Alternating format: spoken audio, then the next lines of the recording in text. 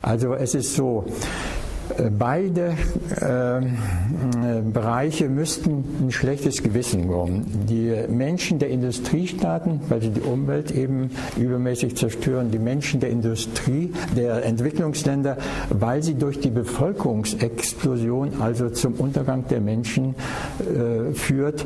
Denn wenn man bedenkt, es ist schon die Hälfte des Tropenwaldes ist schon vernichtet und die Ozonschicht ist schon 10% zerstört, Klimakatastrophe ist schon eingeleitet und so weiter. Unser Globus, der kann eben so viele Menschen nicht verkraften.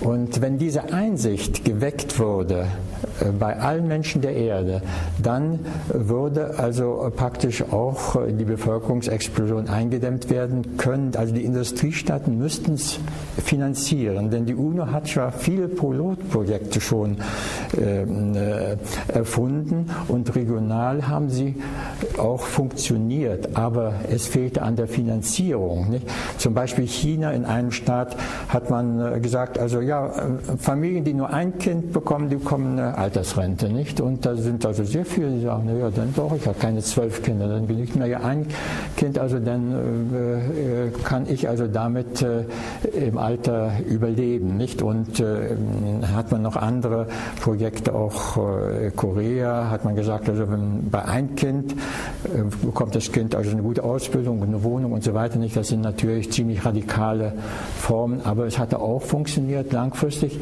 Die Bevölkerungsexplosion ist in diesen Bereichen eben eingedämmt worden, nicht? Und da müsste man also das auf diesem Wege versuchen zu erreichen.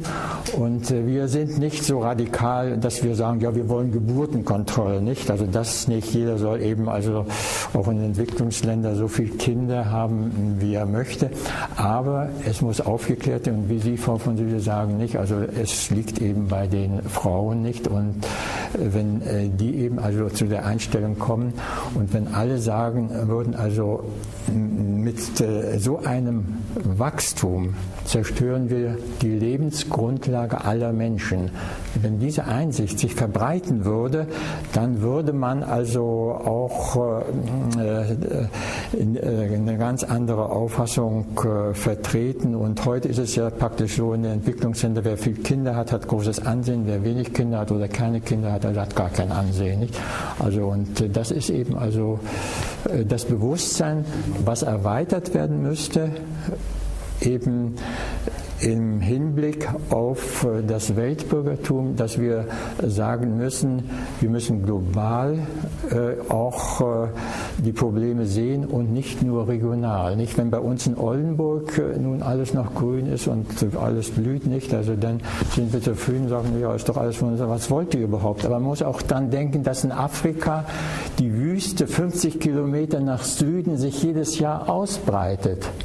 Und unser Globus ist schon mit einem Viertel verwüstet. Und die Entwicklung geht rasant weiter. Nicht? Und wenn der ganze Globus nachher später in der Wüste ist, also dann ist also das Leben der Menschen nicht mehr möglich. Nicht? Das ist Herr Heinrichson, Sie haben da jetzt die verschiedenen Hauptthemen noch einmal zusammenfassend gesagt. Und jetzt weiß ich nicht, wie viel Zeit hier noch. Ja, wir können noch ein bisschen rein. Also, eines darf nicht verwechselt werden. Wir sind ja nicht ein Gremium, das sich anmaßt, mal Entscheidungen zu treffen, ob Geburtenkontrolle oder nicht, sondern wir wollen das Wissen davon erweitern und wollen unser eigenes Wissen erstmal verbessern, um dann auch besser urteilen zu können und so fort und politische Entscheidungen mit direkt oder indirekt herbeizuführen. Zufügen. Also in den Industriestaaten braucht sich gar nichts zu ändern. Industriestaaten haben schon eine sinkende Bevölkerung. Wenn die nicht also von Entwicklungsländern also aufgefüllt werden, dann wären sie könnten sie gar nicht mehr wachsen. Also das Problem liegt nur bei den Entwicklungsländern und dort müsste eben das Problem gelöst werden. Aber dann haben wir die Aufgabe, die Bildung und die das ist richtig, ja. Und überhaupt ein Bewusstsein dafür auch zu entwickeln. Das heißt, da müssen wir dann auch investieren. konsumieren und nicht sozusagen Produkte, die von Kinderarbeit kommen, hier, weil es billiger ist, kaufen. Das ist ja das Schlimme. Und auch uns weiterzubilden darüber und offen zu sein für diese Informationen. Also bei uns muss sich schon auch was ändern, vielleicht nicht in der Geburtenrate, aber dann in unserem Verhalten und in unserer Perspektive. Ja, und es ist praktisch so, wenn das Bevölkerungswachstum beendet werden kann in Einzelstaaten, nicht? Dann wird also praktisch die Arbeitskraft teurer, nicht? Dann werden also nicht mehr die Kaffeebohnen oder die Bananen gepflückt werden, also für einen Hungerlohn, nicht? Also dann müssen also die Konzerne eben erheblich mehr zahlen, um überhaupt also Arbeitskräfte zu finden, nicht? Und dann der Wohlstand wird sich langsam angleichen unserem Wohlstand, nicht? Also im 50 oder 100 oder wie viele Jahren, nicht? Aber das würde sich also eben ausgleichen und diese Entwicklung, die sollte gefördert werden. Da können wir leicht ins Einzelne kommen, aber wir müssen jetzt dem Schluss uns nähern. Und ich wollte noch eines klären. Mancher sagt ja, Weltbürger, da haben wir doch die UNO und so weiter und hatten wir früher den Völkerbund. Die sind sozusagen entstanden, nachdem das Kind in den Brunnen gefallen war. Ja. Der Erste Weltkrieg und nachher kam der Völkerbund. Ja. Hätte man die schönen Ideen von Präsident Wilson zum Beispiel schon vorher gehabt und verwirklicht. Aber nein, die Nationen mussten ihr Fähnchen auf der letzten Insel erstecken und mussten dann erst in den größten aller Kriege bis dorthin kommen, der dann wieder die Ursache des Zweiten Weltkrieges gewesen ist. Auch die UNO ist ein Resultat des großen Krieges. Ja.